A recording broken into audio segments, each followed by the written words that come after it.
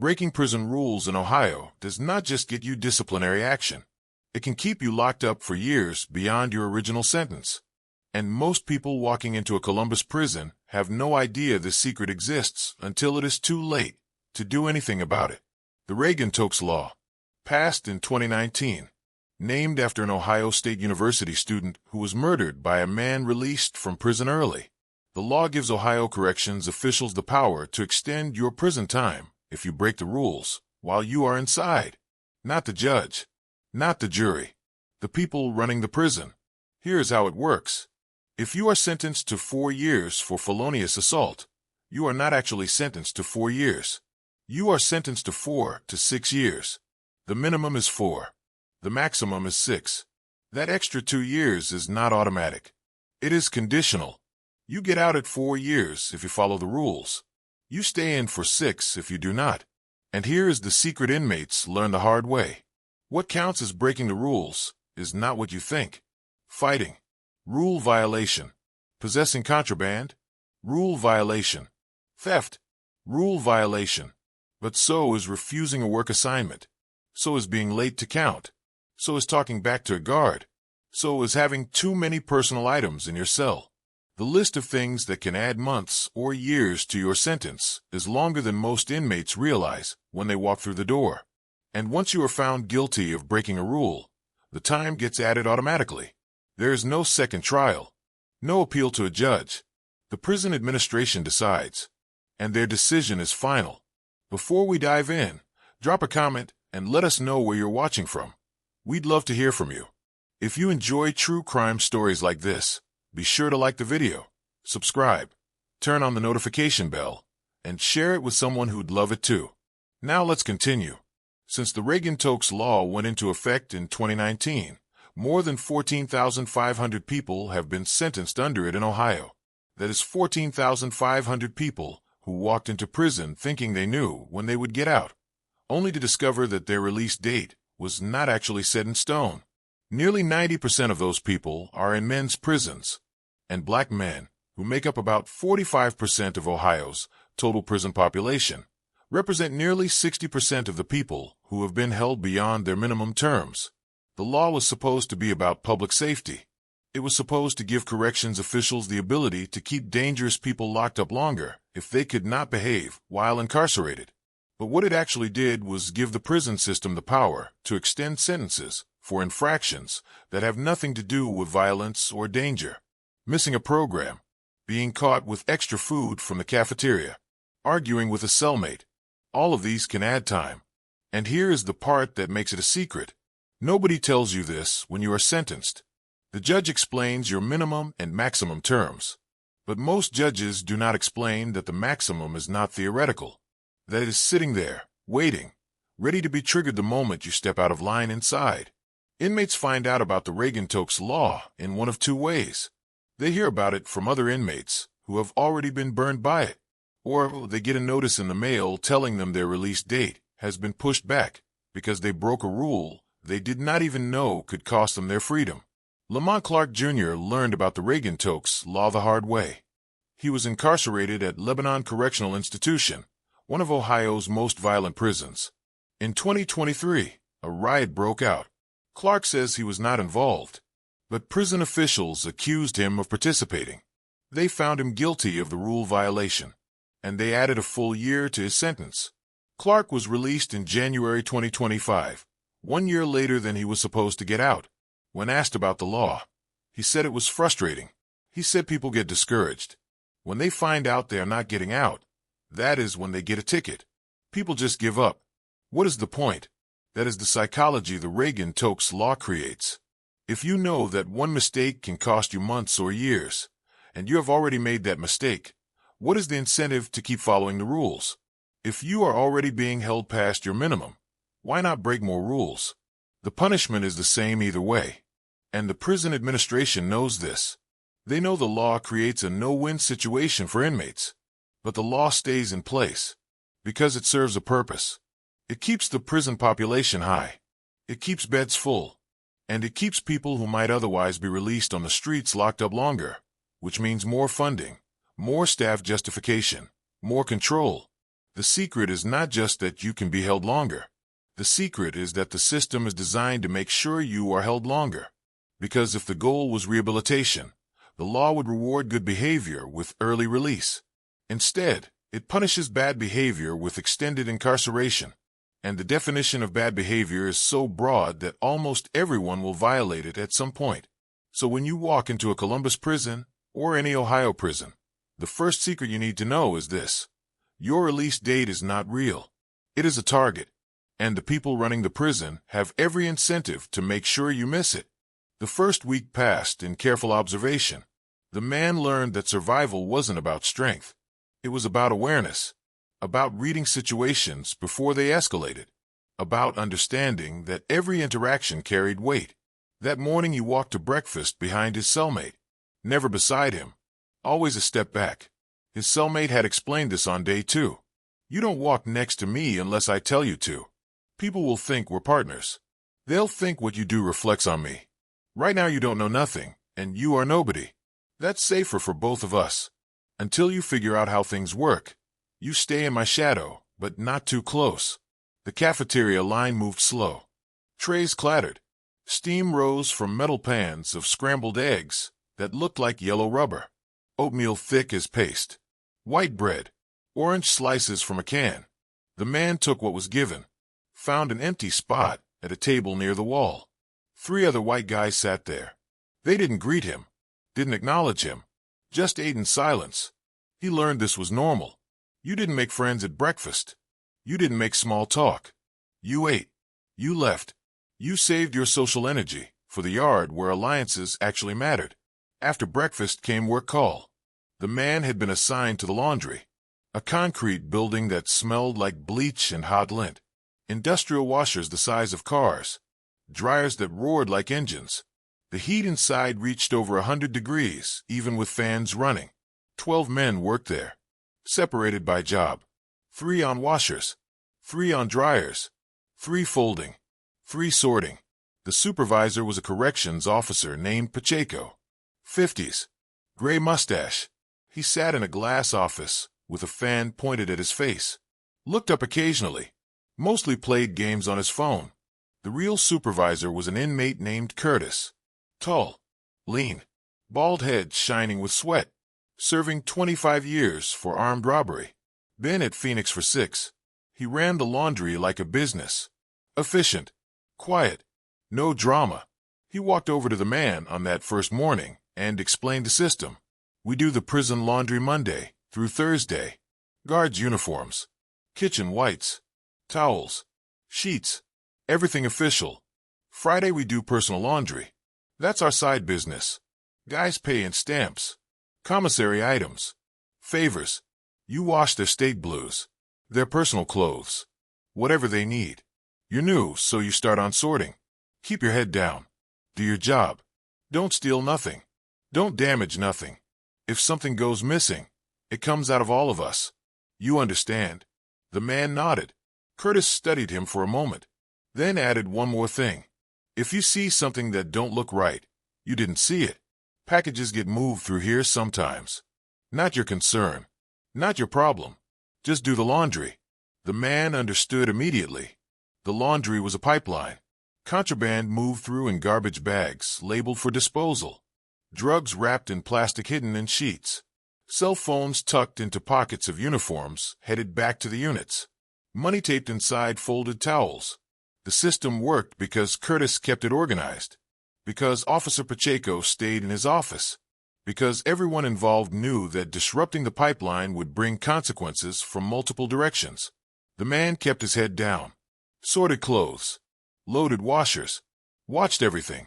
Learned that the prison economy ran on items the commissary sold. Stamps were currency. An envelope of stamps could buy anything. A haircut. $2 in stamps. Extra food from the kitchen. $5. A clean pressed shirt for a visit. $3. Protection from a beating. That price varied. He learned that debts were contracts. If you borrowed stamps to buy coffee and said you'd pay back next commissary, you paid back. No excuses. Commissary came once a week on your assigned day. If you spent your money elsewhere and couldn't pay your debt, you had a problem. That problem came with interest. Not financial interest. Physical interest. A punch for every dollar owed. Or a job you had to do. Carry something. Deliver something. Hold something in your cell. Refuse, and the debt became permanent. A weight that followed you through every day until it was settled in blood. He learned about the phones during rec time. 20 phones mounted on the wall in the main corridor. Men lined up at 4 o'clock when they became active. Each call limited to 15 minutes. A sign-up sheet on a clipboard. But the sheet didn't tell the real story. Certain phones belonged to certain groups. The first 3 phones were Mexican, controlled by men from Sinaloa and Sonora who ran the drug economy inside. You didn't use those phones unless you were invited. The next 4 were for blacks, split between guys from Phoenix and guys from elsewhere. Each group had a shot caller who managed the schedule. The white phones were in the middle, less organized, more democratic, but still you waited your turn based on respect and seniority. The man waited 40 minutes his first time. Watch men make calls in Spanish, in street English, in code words that sounded like nonsense, but meant everything. Watched men argue in whispers when someone went over their 15 minutes. Watched a young kid get yanked away from a phone mid-sentence because he didn't understand whose phone he was using. The kid protested, said his name was on the list, said he had a right. 2 older men walked him around the corner, out of camera view. He came back 3 minutes later with a split lip and new understanding. The yard was where the invisible rules became visible.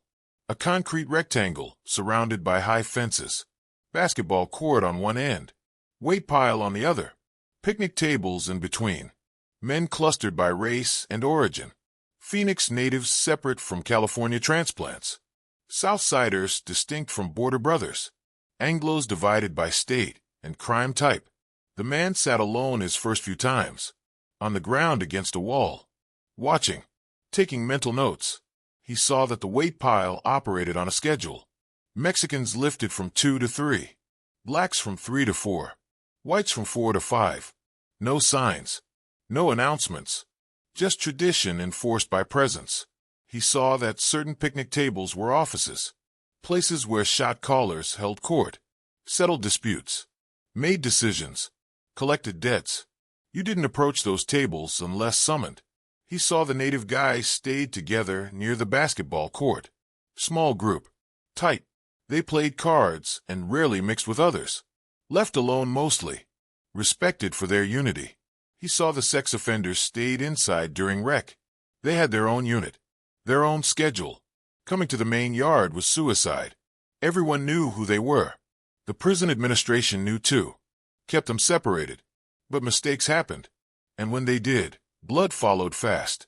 His cellmate explained more that night. Lying on the top bunk in the dark, talking to the ceiling. You're going to hear about checking in. That's what the sex offenders do. They tell the guards what they are. Get protective custody. Live in a separate unit. Get escorted everywhere. That's one choice. Other guys check in because they got paperwork problems. Their charge sheet says one thing but the streets say another. Maybe they snitched. Maybe they cooperated. Maybe just a rumor, but in here rumors are facts until proven otherwise. If your paperwork looks wrong, someone will ask to see it. This is your discovery. Your court documents. Everything that led to your conviction. You better have clean paperwork, or you better be ready to leave the yard. Then there's checking in because you can't pay a debt, or you disrespected someone and can't handle the consequences. Guards will move you. Different unit, different facility, but your reputation follows. Once you check in, you're labeled weak, protected. Might as well be a sex offender because that's how you'll be treated everywhere you go. The man listened, felt fear move through his chest. Ask what happens if someone accuses you of something you didn't do. His cellmate laughed quiet and bitter. Doesn't matter. Perception is reality. If enough people believe it, it's true. Your only defense is your actions. How you carry yourself. Who vouches for you. And that takes time. Time you might not have. The next morning the man went to the library. A small room with metal shelves. Books donated from the outside. Mostly old paperbacks with broken spines. Legal reference materials behind a desk. A computer terminal for case research. The librarian was an inmate named Thomas, 62 years old, wire glasses, gray beard, serving life for a murder 30 years ago. He'd become the institutional memory, the man who knew everything, where things were, how things worked, who to ask about what. The man approached respectfully, said he wanted to learn the rules, the real rules. Thomas looked at him over the glasses, smiled without warmth, pulled out a chair, sat down slow, then spoke in a voice like gravel. There are no written rules. That's the point. What you need to understand is this place runs on respect and economics. Respect you earn by minding your business, paying your debts, keeping your word, never snitching, never stealing, never disrespecting another man's space or property. Economics means everything has value. Your time, your skills, your connections. You got money on your books. That's value. You can fix things. Value. You can write legal motions. Value. You got people outside who can make calls. Big value. Figure out what you bring. Then figure out how to trade it without making yourself a target. The man asked how you know if you're about to become a target. Thomas leaned back, closed his eyes. When people stop talking around you, when your cellmate gets quiet, when guys you usually know it to suddenly don't see you, that's when you know. By then it's usually too late. Your only move is to check in or handle it. Most guys can't handle it, so they check in, live in fear forever, or they stand their ground and take the beating. Hope it's just a beating. Hope it stops there. Week 2 brought the first test. The man was folding laundry when Curtis approached with another inmate. Younger guy, early 20s, tattoos crawling up his neck, scarred knuckles, eyes that didn't blink enough. Curtis made brief introductions. This is Memo. He's got some shirts that need pressing. Special attention. You help him out. Then Curtis walked away, left them standing there among the dryers. Memo pulled out 3 white t-shirts from under his jumpsuit, handed them over. These need to be perfect. Creases sharp. No wrinkles. No stains. You do good work. We'll have more for you. The man took the shirts.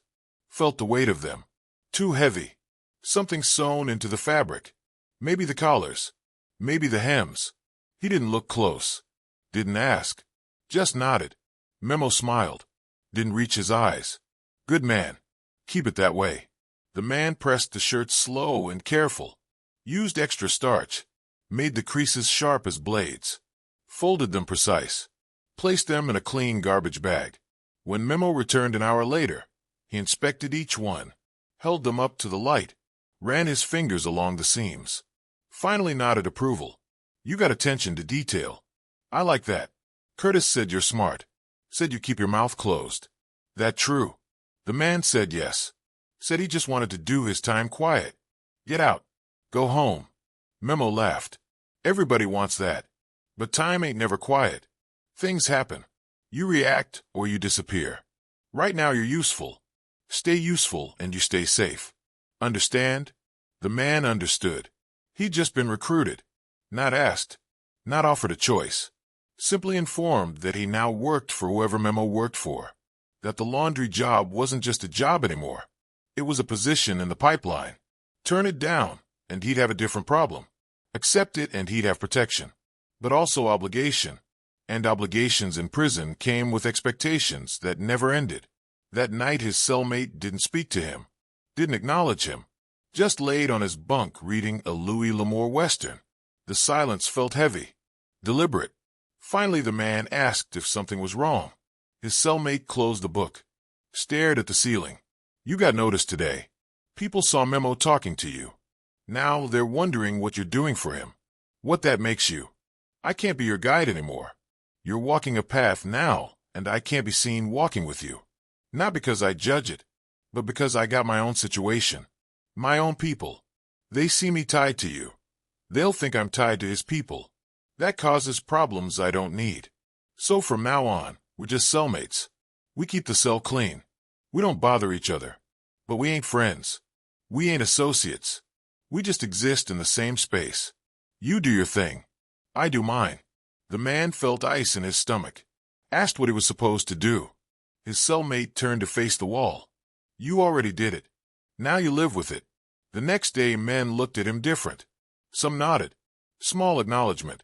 Others stared hard, measuring, trying to figure out his angle, his allegiance.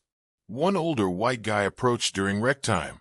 Tall, gaunt, looked like he'd been inside since the 90s. Spoke quiet. "You working for the Southsiders now?" The man said he was just doing laundry. The older guy shook his head. "Ain't no just anything in here. You press shirts for Memo. You press shirts for the Mexican Mafia. That puts you in their pocket. Makes you untouchable to some. Makes you a target to others. And it damn sure makes you a person of interest to the guards. They'll be watching you now, waiting for you to slip. You got any priors with the whites? Any obligations?" The man said no. Said he came in alone. Knew nobody. The older guy studied his face. Then offered advice. "Keep it that way. Don't pick sides beyond what you already done. Do the work they ask. Don't do extra. Don't volunteer. Don't get ambitious. Ambitious gets you killed or indicted.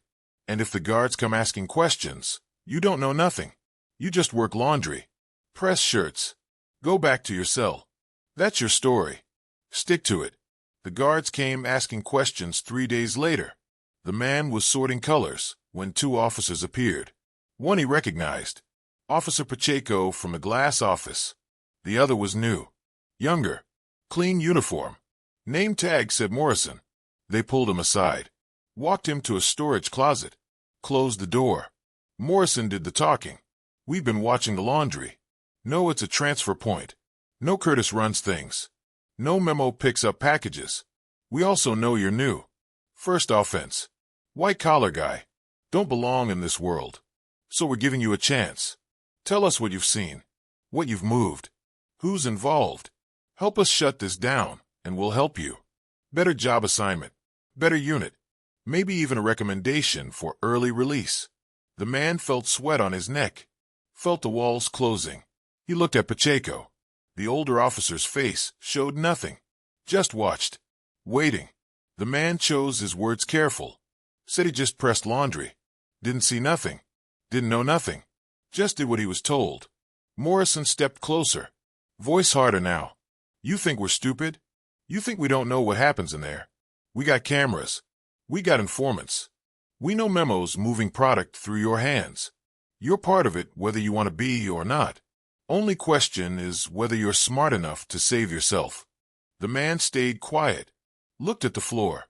Morrison waited 30 seconds. Then opened the door. Pushed him out. "Remember this conversation.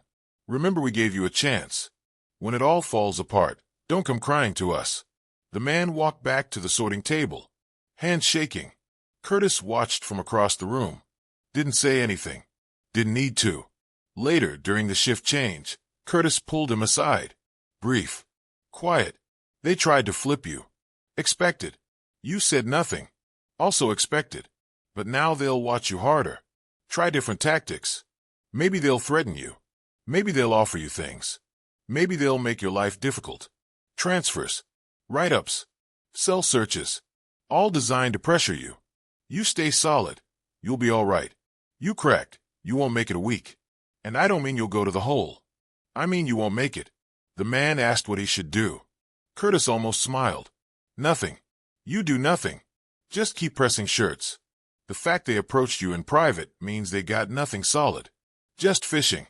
You're small. They want the big fish. Let them fish somewhere else." But they didn't fish somewhere else. The next week brought a cell search. The man returned from dinner to find his bunk torn apart. Mattress flipped. Books scattered. Papers everywhere. His cellmate side untouched. Message clear. They were targeting him specifically. Didn't find anything, because there was nothing to find. But the search itself was the message. "We're watching. We know. We're coming." His cellmate helped him clean up without comment. When everything was back in place, he finally spoke. "You need to understand something. The guards don't care about justice. They care about cases. Numbers. Busts they can put in reports. Makes them look good. Gets them promoted. You're an easy target because you're new. No history. No reputation. You flip on somebody. Who's gonna retaliate? You ain't got people. So they think you're weak. Think you'll break." The man asked if he should be worried. His cellmate laid down. Turned away. Yeah, you should be worried. But not about the guards. They can only lock you up. The guys you're working for can do worse. You're caught between two systems now.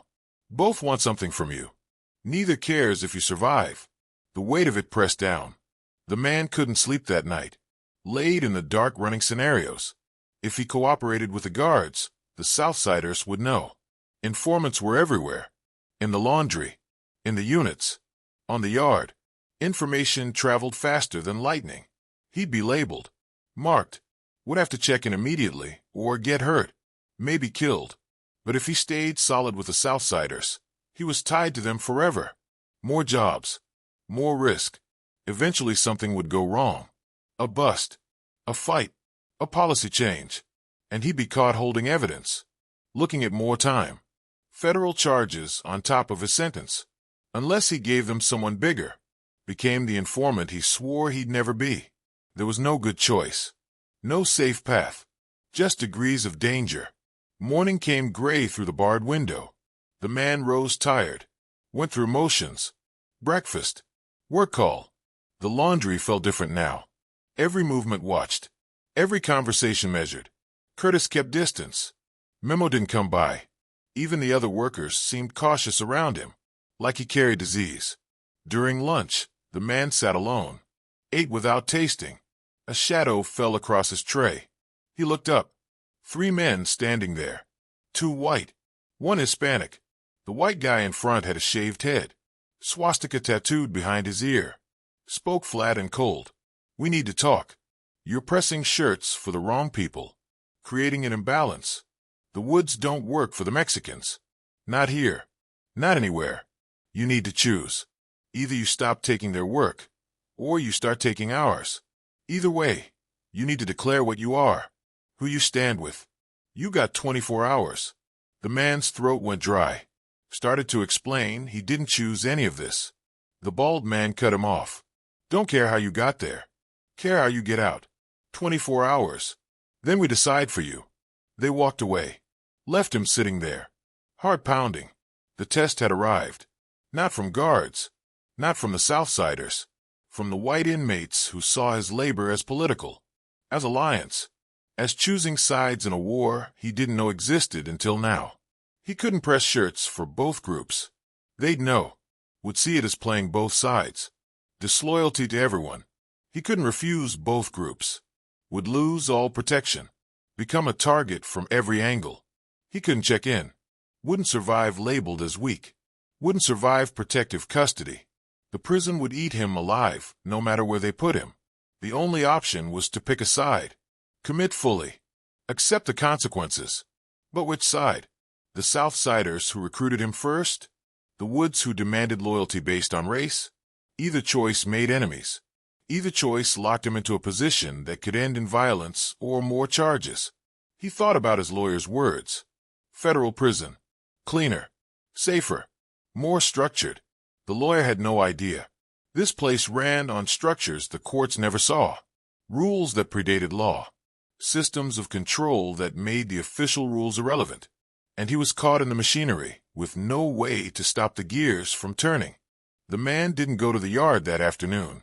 Stayed in his cell. Sat on the edge of his bunk staring at concrete walls. His cellmate left without a word. The silence felt like pressure. Like the walls moving closer. 24 hours. The clock in his head counted down. He thought about calling his sister. Telling her to contact his lawyer. Ask for a transfer. Different facility. Different state. Anything to escape this choice. But transfers took weeks. Months sometimes. And requesting one would signal fear. Would confirm to everyone that he couldn't handle his time. That he was weak. The label would follow him wherever they sent him. He'd arrive at the new place already marked. Already finished. Evening count came. Guards walked the tier. Checked each cell. Moved on. The PA system crackled. Rec time. Doors buzzed open. Men filed out.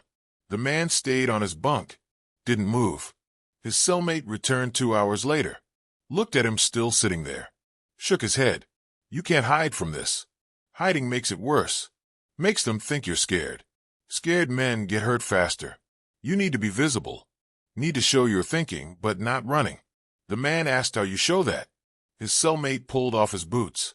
Sat on his own bunk. You go to chow. You go to work. You keep your routine. But you watch everything. See who's watching you. See who approaches. See who avoids you. Information is survival. Right now you're blind. Can't make a smart choice if you don't know the full situation. Morning came too fast. The man forced himself up. Showered in the communal bathroom. 6 shower heads. No curtains. No privacy. Men washed in silence. Eyes forward. Unwritten rule. Don't look. Don't stare. Respect the vulnerability. He dressed. Went to breakfast.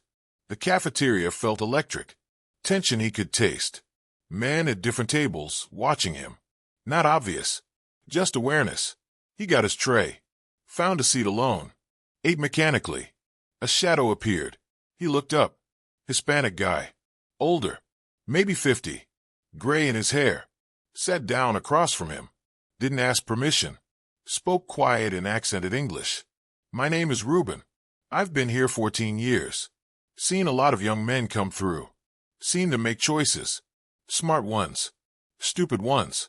Fatal ones. You're standing at a crossroads. Both paths lead to trouble. But one path leads to more trouble than the other.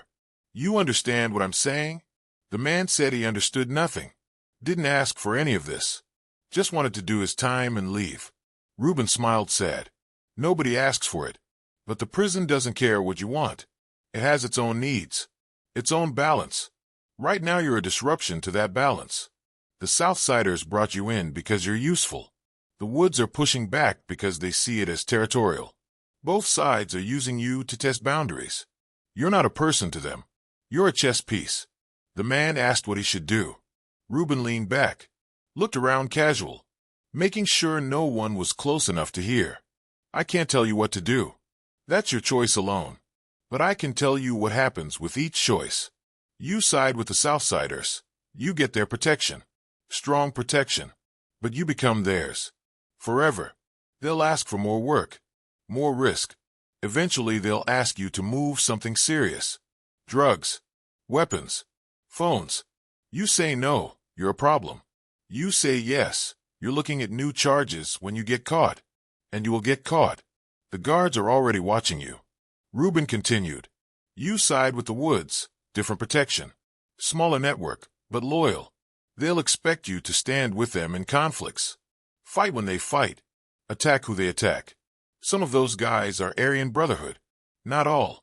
But enough. You get tied to that. Your life outside changes. People will know. Your family will know. Employers will know. That stink doesn't wash off. The man felt sick. Asked if there was a third option. Reuben's face went hard. There's always a third option.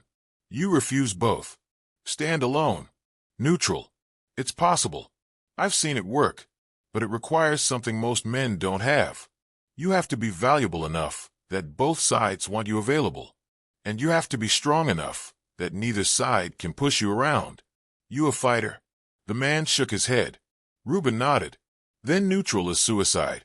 Without protection and without fear you're prey. Someone will test you. You'll fail the test. Then it's open season. They sat in silence. Around them the cafeteria noise continued. Trays clattering. Conversations in multiple languages. Guards standing against walls. Radios crackling. Normal chaos. But for the man it all felt distant. Like watching through glass. Reuben stood. Left him with final words. Whatever you choose. Choose with your eyes open. Don't lie to yourself about what it means. And don't think you can play both sides. That's how men end up in the infirmary. Or the morgue. Think fast. Act smart. Survive. He walked away. Disappeared into the crowd. The man sat alone. Tray empty. Decision unmade. Clock still counting. Work call came. The man walked to the laundry. Curtis was already there. Organizing the day's loads. Didn't look at him. Didn't acknowledge him. The other workers kept distance. Even Memo wasn't around. The isolation was deliberate. They were letting him sit with his choice. Not pressuring. Not advising. Just waiting. The man started sorting. Whites. Colors. Delicates. The routine calmed him slightly, gave his hands something to do while his mind raced. Around 10, Officer Morrison appeared. Stood in the doorway watching. Didn't enter. Just watched. Making his presence known. Reminding the man that the third side still existed. The official side. The government. The system that could add years, or take them away, depending on cooperation. Lunch came. The man didn't eat. Couldn't. Stomach twisted tight. He went to the library instead. Found Thomas at his desk. The old man looked up. Recognized something in his face. Nodded to a chair. The man sat. Asked how Thomas survived 40 years. How he navigated all the politics. All the violence. All the pressure. Thomas removed his glasses. Cleaned them slow with his shirt. Buying time. Choosing words. I survived by being useful without being owned. I run this library. Both sides use it. Legal research. Reading. Writing letters. I help everyone equally. No favorites. No allegiance. But that only works because I'm old. Been here forever. Got a life sentence, so I'm not trying to get out. Not trying to angle for anything. I'm infrastructure. Like the plumbing. You're different. You're young. You got a release date. You got something to lose, and something to gain. That makes you a resource. Resources get claimed. The man asked if there was any way out. Thomas put his glasses back on. Looked him in the eyes. Transfer request takes 60 days minimum. You got 24 hours. So no. No way out. Only way through. The man returned to his cell after work. Laid down. Closed his eyes. Tried to think clearly. Strip away fear. Strip away panic. Look at facts. Fact 1. The Southsiders had more power. Better organization. Wider reach. Choosing them meant better protection. But also deeper involvement. More risk. Longer consequences. Fact 2. The Woods had racial loyalty. Automatic brotherhood based on skin color. Choosing them meant simpler allegiance. But also moral weight. Association with ideology he didn't believe in. Symbols that would follow him forever. Fact 3. Both sides would demand proof. Tasks. Actions. Couldn't just declare loyalty. Had to demonstrate it. Had to cross lines. Do things that would change him. Fact 4. The guards wanted him to flip. Would keep pressuring. Keep offering deals. Keep threatening. That pressure wouldn't stop regardless of which side he chose. Might even increase. Use his allegiance against him. Force him to give up people he'd sworn to protect. His cellmate came in. Sat on his bunk. Spoke without being asked. I'm going to tell you something I shouldn't. Because despite everything, you seem like a decent person. And decent people are rare in here. What you're facing, it's a test. But not the test you think. Both sides know you're nobody. You got no history. No reputation. No real value yet. They're not fighting over you. They're fighting over principle. Territory. Respect. You're just the excuse. The Woods are saying to the Southsiders, you can't recruit our race without permission. The Southsiders are saying to the Woods, we recruit who we want. You're the symbol of that fight, which means your choice matters less than you think. What matters is that you make a choice. Show you can commit. Show you can handle pressure. Show you're not going to run to the guards or check in. Pass that test and things get easier. Fail it and you're done. The man asked what choice his cellmate would make. His cellmate laughed bitter. I wouldn't be in this situation. I came in with people. Had connections. History. I was claimed before I walked through the door. But if I was you, blank slate, no ties. I choose the Southsiders. Not because they're better. Not because I like them. But because they're stronger. In prison, strength is survival. Morals are luxury. Ideology is fantasy. What's real is who can protect you when things go bad.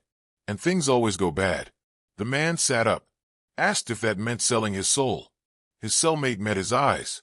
Your soul got sold when you committed your crime. When you got caught. When the judge gave you time. Everything after that is just negotiating the price.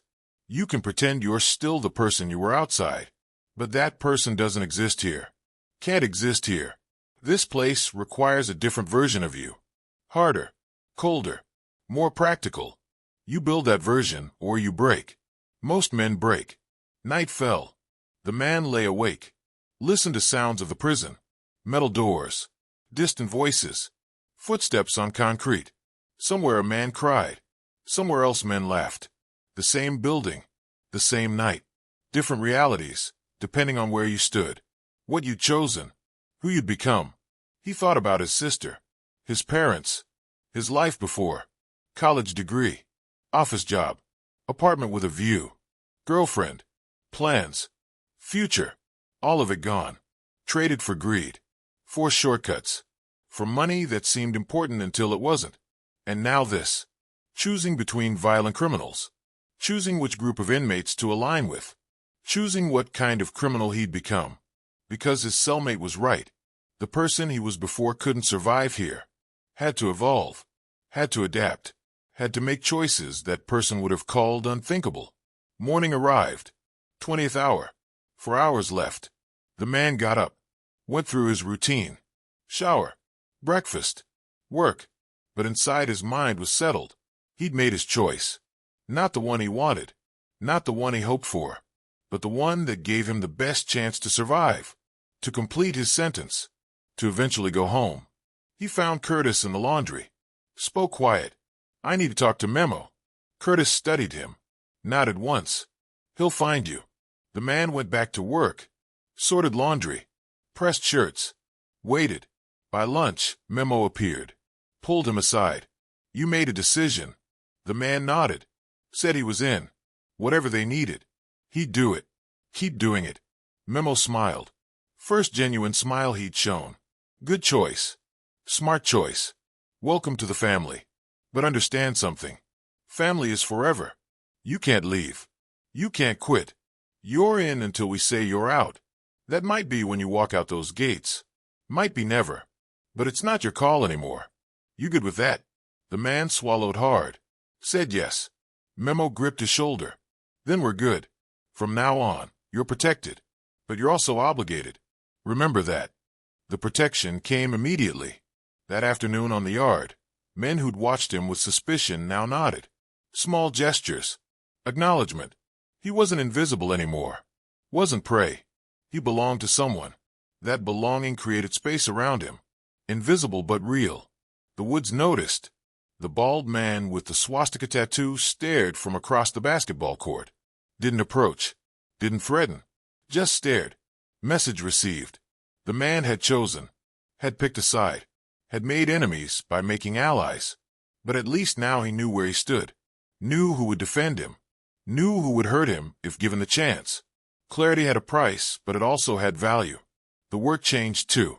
More shirts for Memo. More packages wrapped in plastic hidden in laundry bags. More coded conversations about pickup times and delivery schedules. The man didn't ask what he was moving. Didn't inspect the contents. Just did the job. Pressed the shirts. Folded them perfect. Handed them over. Collected his payment in stamps and protection. Curtis watched him closer now. Not suspicious. More like evaluation. Testing his reliability. His discretion. His ability to handle pressure without breaking. One afternoon, Curtis pulled him aside. Brief conversation. You're doing good. Solid work. People are noticing. But understand something. The deeper you go, the harder it gets to surface. Right now you're useful. Keep being useful and you're safe. Become a liability and that safety disappears. Don't ever think loyalty protects you more than value. Value is everything. Loyalty is just the excuse we use. 2 weeks passed. The man settled into his new reality. The rhythm of it. Morning work. Afternoon rec, evening in the cell. His cellmate maintained distance, but the hostility had faded. Replaced by something like respect. Or maybe just acceptance. They coexisted. Shared space. Honored boundaries. Kept secrets. The unofficial rules of survival. The man learned more about the economy. How everything connected. The drugs that came through the laundry went to distributors in different units. Those distributors sold to users. Users paid in commissary items or money transferred to accounts outside. That money got cleaned through family members. Came back as payments on books. Books bought more product. The cycle continued. Efficient. Organized.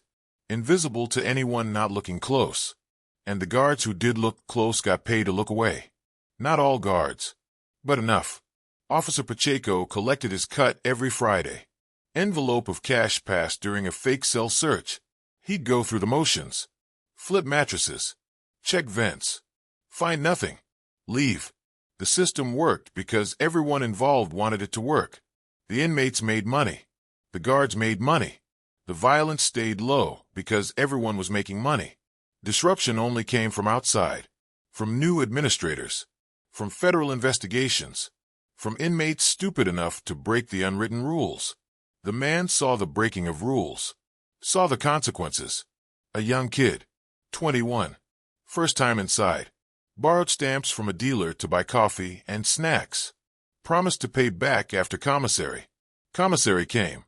He spent his money on phone time instead, called his girlfriend. Long conversations. Important to him. The dealer sent word. Pay up or pay different. The kid said next week. Said his mom was putting money on his books. Said he was good for it. The dealer didn't care about next week. Sent 3 men to the kid's cell. They didn't kill him. Didn't need to. Broke his jaw. Fractured his eye socket. Took everything he owned. Shoes. Radio. Photos. Everything. The kid went to the infirmary. Came back 2 weeks later with his face wired shut. Couldn't eat solid food. Couldn't talk right. Eyes different. Haunted.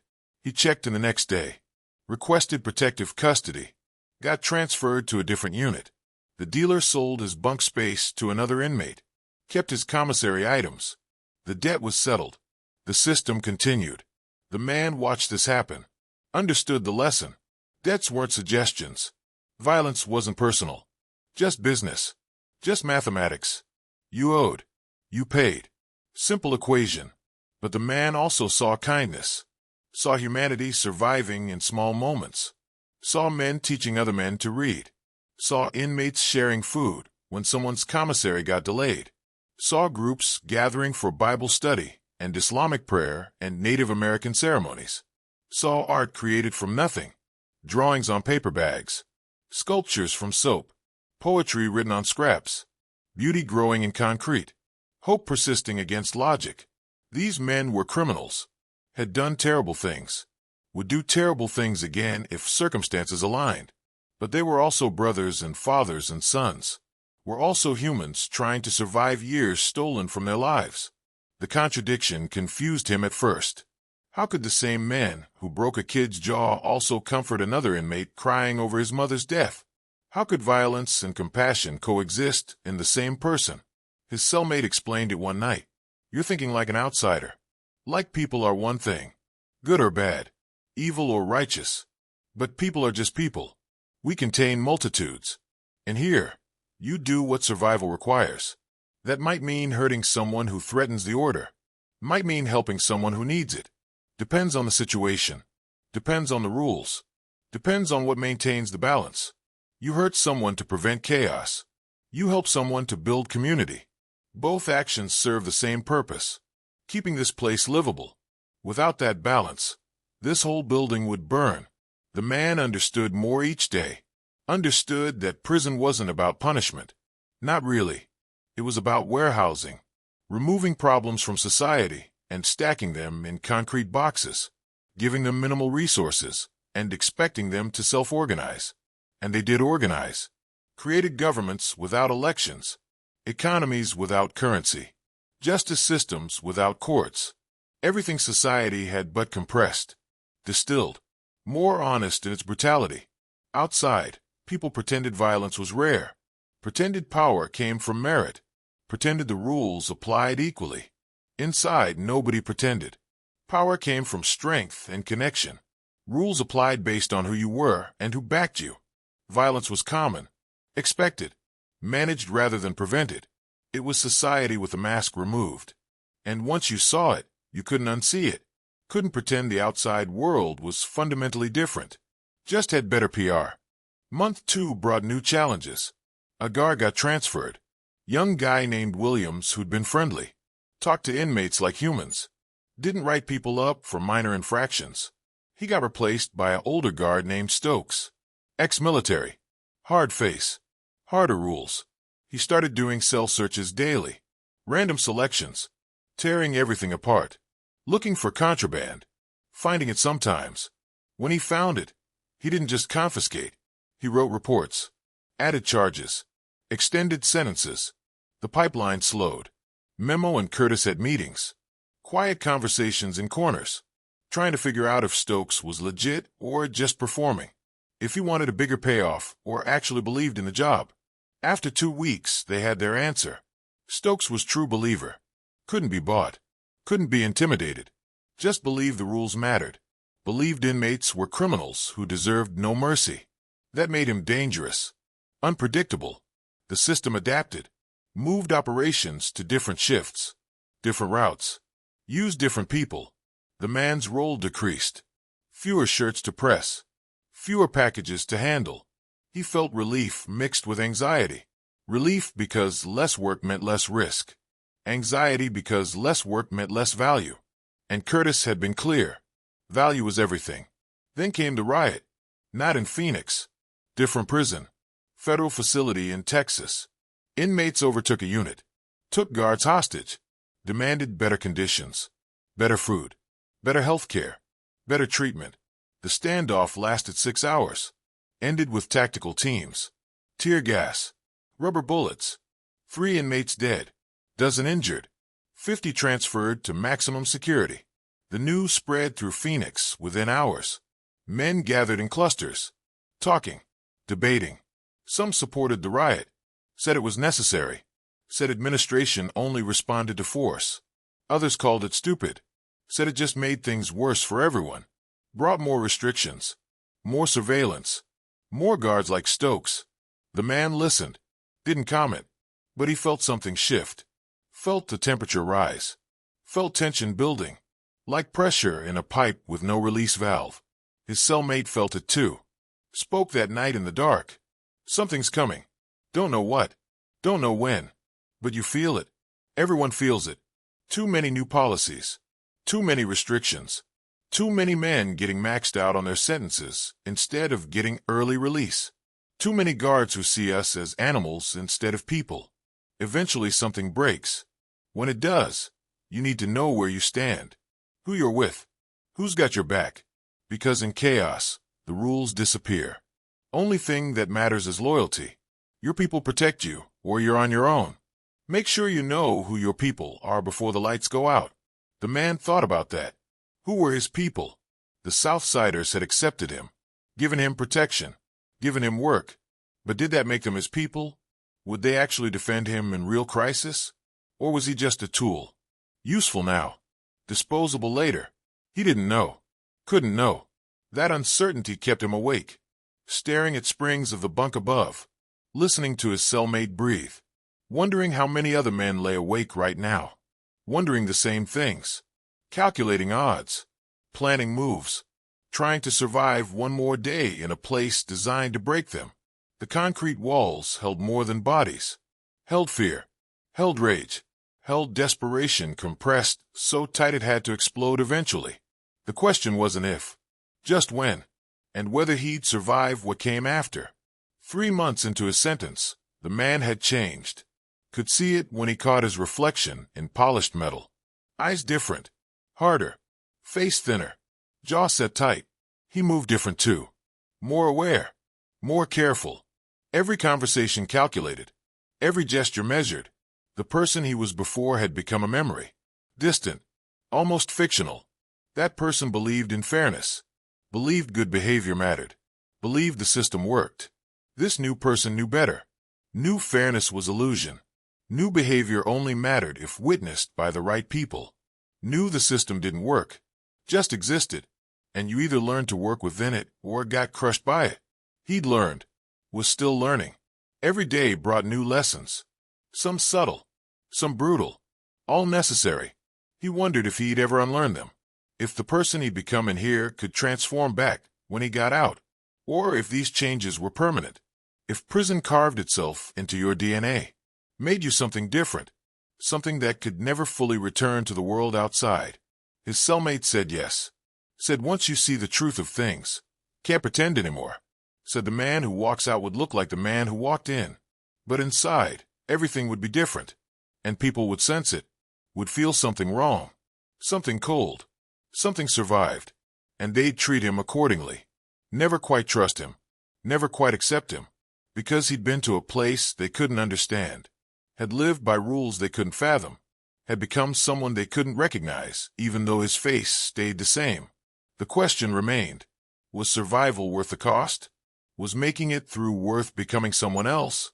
The man didn't have an answer, only knew he wanted to see the sun, without bars between, wanted to choose when he ate, wanted privacy, wanted freedom, whatever freedom meant after this, even if freedom was just a bigger cage with better furniture, even if he'd never really escape, never really be free of what this place made him. At least he'd be out, at least he'd have a chance. That was all any of them wanted. Just a chance. Just one more day. Just survival. Nothing more. Nothing less. Everything. If you've ever had to make an impossible choice, where every option had serious consequences, what helped you finally decide? Drop your story in the comments. Sometimes the hardest decisions teach us the most about who we really are.